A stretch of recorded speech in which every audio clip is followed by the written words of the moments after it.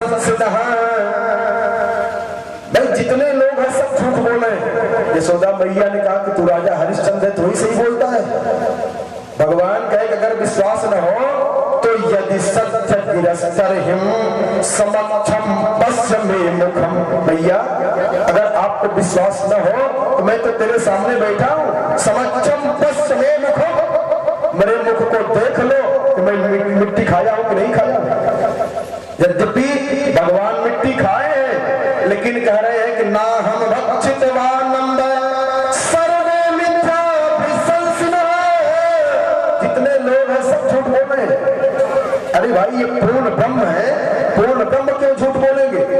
और रामावतार में भी देख लीजिएगा भगवान राम भी पूर्ण ब्रह्म है, वो भी झूठ बोल गए हैं। कहा सीते ही चितई कही प्रभु पाता अहई कुमार मोर लघु भ्राता। लक्ष्मण जी की शादी हुई थी कि नहीं? खूब जान रहे हैं, सब जान रहे हैं, हम भी जाने आप भी जाने, प्रचलित बात है, वहां छिपाने की कोई बात ही नहीं है। लेकिन सुपलका से भगवान करे हैं किसी तही चितई कही प्रभु पाता अहई कुमार मोर लघु भ्राता अहई कुमार मोर लघु भ्राता। क्यों बोल गए झूठ? कितने लोग साधारण अर्थ करते हैं। देखिए कथा जानते हो आपको सब चीज सिखा देती है। अब तो कथा भागवत जी के अंदर कहना है, नहीं किसी कथा से बताएंगे कैसे चोर पकड़ा जाता है। वेदन मत सोधि सोधि अरे सोधि के पुराण सबे संत और असंतन के भेद को बतावतो। स्वामी करपात्री जी महाराज कहा करते थे कि कलयुग में 4 प्रकार के साधु होते हैं। जो असली साधु वो 14 प्रकार के होते हैं, मानस बताए गए हैं, लेकिन 4 प्रकार के विशेष रूप से। कौन कौन? असली, नकली, फसली, कतली। ये चारों साधु बनते हैं ज्यादा कर। एक तो असली होता है, सही सही साधु होता है। दूसरा पैसे लपेट लिए वो भी कामों साधु। तीसरा जब किसान के यहाँ गेहूं धान सब पढ़ा, कहा भैया भंडारा करना है, वहां मंदिर बनवाना है, वहां ये करना है, जो कुछ लिए। और चौथा कतली, कत्ल में फंस गए, पुलिस पीछे पड़ गई तो कहा सीताराम सीताराम। बच्चा सीताराम जपो, बड़ा लगान बना लिए। तो बाबा ने इशारा किया कि वेद मत सोधि सोधि अरे सोधि के पुराण सबे संत और असंतन के भेद को बतावतो। कपटी कुराही क्रूर अरे कलि के कुचाली जीव कौन राम नाम होगी चर्चा चलावतो। ये बता देंगे। अब जरा देख लीजिए यहाँ कि दोनों भगवान झूठ बोले जो पूर्ण ब्रह्म है। ये करे कि ना हम भक्षितवानंद सर्वे मिथ्या विसंसिनः यदि सत्य गिरस्तरहिं समक्षम पश्यमे मुखम। भैया मैं तेरे सामने बैठा हूं, मेरा मुंह खुलवा के देख लो। और रामावतार में अहई कुमार एक अर्थ खोल दे रहे हैं दोनों में से। एक अर्थ तो लोग ये कर जाते हैं कि सुपनखा विवाहिता है। जब जनकपुर में भगवान गए थे तो गुरुजी ने इशारा कर दिया था कि जाई देखिया वहु नगर अरे सुख निधान तो भाई करहु सफल सबके नयन सुंदर पदन दिखाई। चोर पकड़ने की विधि देखिए कैसे पकड़ रहे हैं। पकड़ के बता दिए अपनी सुंदरता की छाप छोड़ना बेटा, सुंदरता में फंसना नहीं। तो सुपनखा जब आई भगवान के पास तो भगवान से कह रही है कि तुम समय पुरुष न मौसम नारी।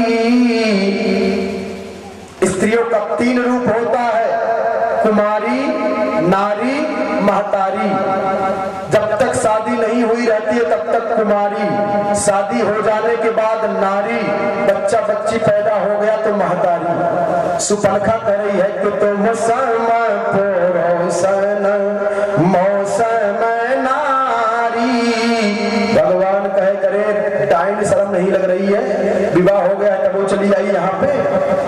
और ताते लगी, भगवान लक्ष्मण को देख के मुनमुनाए कि देखो ये दंडक वन है, कितनी डाइन है कि विवाह हो गया फिर दूसरा पति ढूंढ रही है। तब कह रही है कि ताते लगी अरे रहे कुमारी। भगवान का झुट्ठी अभी कह रही थी कि नारी हो करी कुमारी हो, तो जैसे तो नारी बनने के बाद कुमारी बनी हुई है ऐसे आई कुमार, इनकी भी पत्नी छूट गई है अयोध्या में, अगर मिलाना हो तो मिला लो।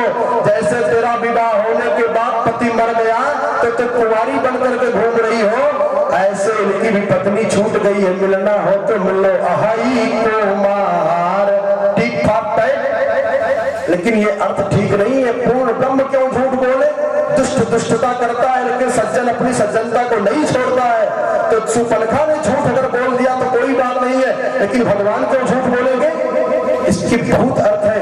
अब प्रसंग पे विषयांतर न हो जाए, लेकिन एक बात समझ लीजिए कि नारी है ये, पहली बार में कहा ना कि तुम सम पुरुषन मौसम नारी, यह संयोग विधि रचा विचारी। इसने सही कहा, वास्तव में इसका विवाह हो गया था, इसके पति का नाम था विद्युत जीव, लिख लीजिएगा विद्युत जीव इनके पति का नाम है। एक लड़का पैदा हुआ था और वो लड़के को पलने में लटा के घूमने गई थी सुपनखा। लक्ष्मण जी कंदमूल फल लेने के लिए गए और वो लड़का पलने में हंसने लगा। लक्ष्मण जी वैसे ही क्रोधी, ऐ चुप हो जा, नहीं माना, पुनः हंस दिया तो लक्ष्मण जी तरकस से बाहर निकालेगा तो सीधे नहीं मानेगा, मारा एक बार वही राम नाम सत्य हो गया। सुपनखा रावण की बहिनी, सबका परिचय पिता से दिया जाता है, लेकिन गोस्वामी जी ने सुपनखा का परिचय रावण से दिया।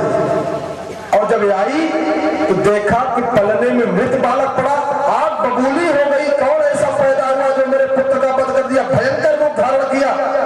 और जिस चरण चिन्ह से लक्ष्मण जी आए थे वही निशान देख करके पीछे पीछे जब गई तो देखा जहां कुटी में राम लक्ष्मण जानकी जी बैठी हुई हैं, वहां जब देखा दूर से विमुग्ध हो गई भगवान को देख करके। वाह कितना सुंदर स्वरूप है। कहा तुम सम पुरुषन मौसम नारी, यह संयोग विधि रचा विचारी।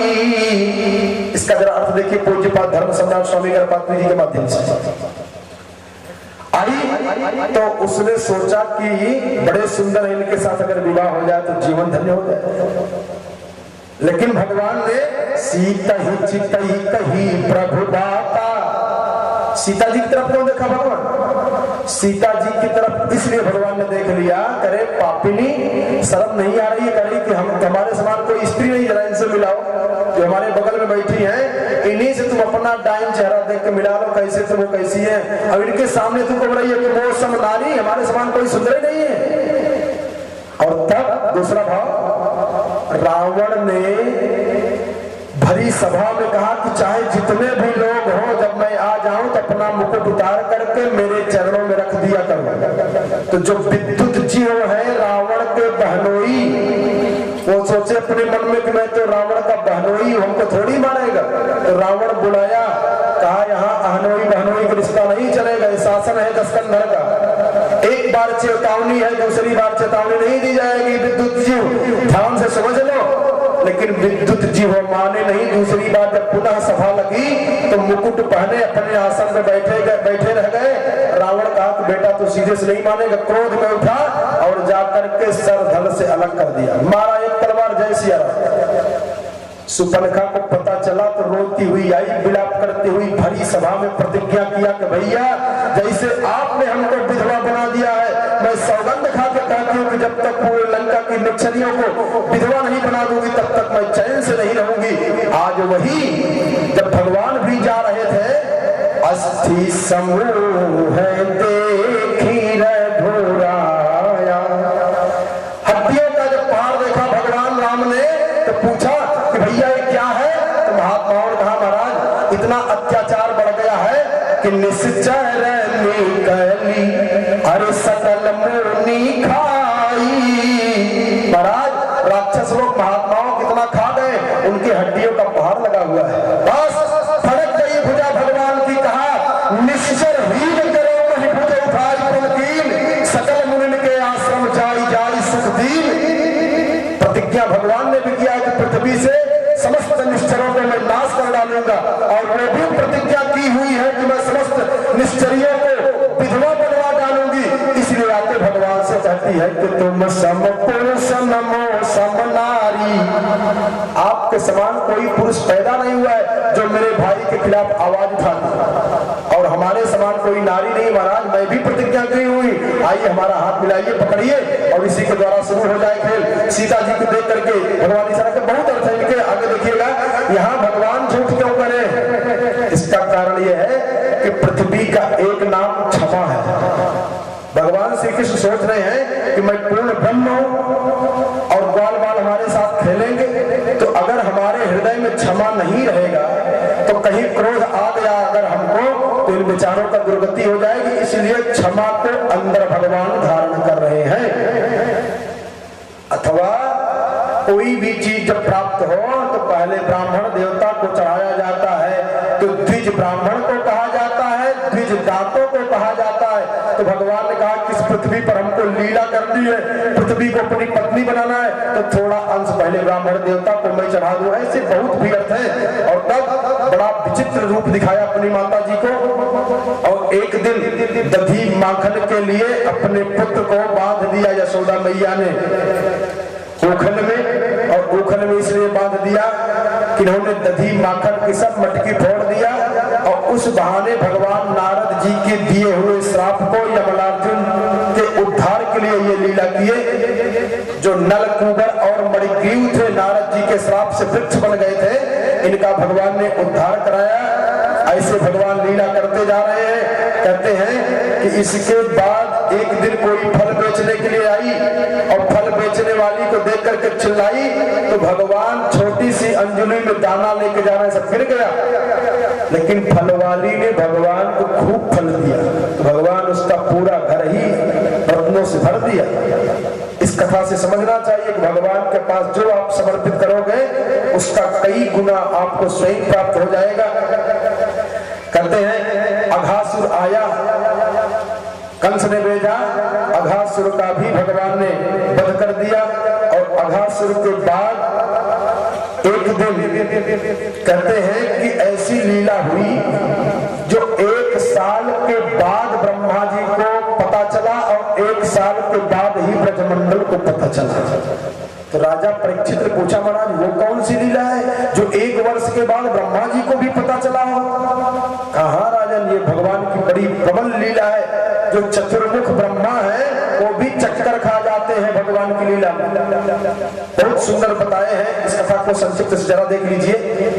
एक दिन भगवान गाय चराने के लिए गए, और जब गाय चराने के लिए पहुंचे, दोपहर जब हुआ तो सब ग्वाल बालों को बुलाया, कहा भैया आ जाओ मेरे पास। सब लोग आए तो भगवान आज अपना पीताम्बर सबके सामने फैला दिया। कहा मैं घर से कुछ लाया नहीं हूं, आप लोग जो जो लाए हो उसी में से निकाल करके हमको दे दो, आप लोगों का प्रसाद मैं भी खा लूं। भगवान की जरा लीला देखिए। ग्वाल बाल एक ग्रास मुंह में डालते हैं और आधा खाते हैं, जब अच्छा लगता है तो उसी आधे को भगवान के पीताम्बर में रख देते हैं। और ये चीज ब्रह्मा जी देख रहे हैं। ब्रह्मा जी विधि विधान के प्रधान देवता हैं। ब्रह्मा जी को बड़ा कष्ट हुआ कि भगवान है झूठा खा रहा है, इतना झूठा खा रहा है, आधा मुंह में डाल के खा रहे हैं, आधा इनके पीताम्बर में दे दे रहे हैं। और भगवान सबका ले करके देखे तो भगवान का एक मित्र है मनसुख, मधुमंगल जिसको कहते हैं, वो नहीं रहा उस सभा में। तो भगवान देखे कि आज सब हमारे मित्र मंडली हमको दे रही है, मेरा मित्र मनसुख कहाँ चला गया, मधुमंगल कहाँ चला गया। भगवान पीताम्बर वहीं छोड़ करके उठ गए और कहे भैया मधुमंगल कहाँ हो, मनसुख कहाँ हो? तो मधुमंगल एक झाड़ के नीचे बैठ करके बेचारा सिसक सिसक करके रो रहा था। कितना अभागा हूं कि आज भगवान को सब खिला रहे हैं, लेकिन हमारे पास कुछ नहीं है कि मैं भी कुछ सूखी रोटी भी दे देता तो मेरा जीवन धन्य हो जाता। लेकिन क्या दुर्भाग्य है हमारा। इसीलिए उसी झाड़ी में बैठ करके रो रहा है मधुमंगल। और भगवान जब देखे चिल्ला रहे मधुमंगल कहाँ हो, शिष्य की सुने मधुमंगल की, तो कृष्ण भगवान ने कहा कि तू अकेले अकेले यहाँ खा रहा है।